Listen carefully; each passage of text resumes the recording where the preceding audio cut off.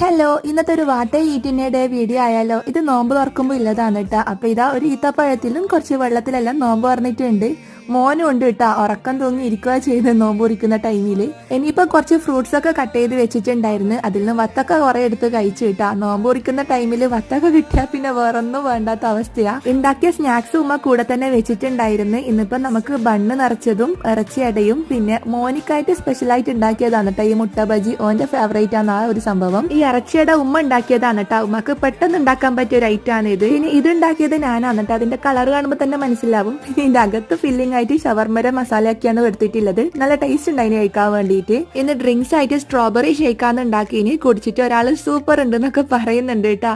പിന്നെ രാത്രിയിലേക്ക് ഫുഡിന് വേണ്ടിയിട്ട് ഉമ്മ ഫ്രൈഡ് റൈസ് ഉണ്ടാക്കിന്. കൂട്ടത്തില് കുറച്ച് ചിക്കൻ ഫ്രൈ ചെയ്തും വെച്ച് സവാളൊക്കെ എടുത്ത് വെച്ചിട്ടുണ്ട് ഒരു ഭംഗിക്ക്. ആൻഡ് ഫൈനലി ഒരു ഗ്ലാസ് മുത്താറിപ്പാല് കാച്ചിയതും കുടിച്ചതോടുകൂടി ഇന്നത്തെ പരിപാടി അവസാനിച്ചു. അപ്പൊ ടാറ്റ.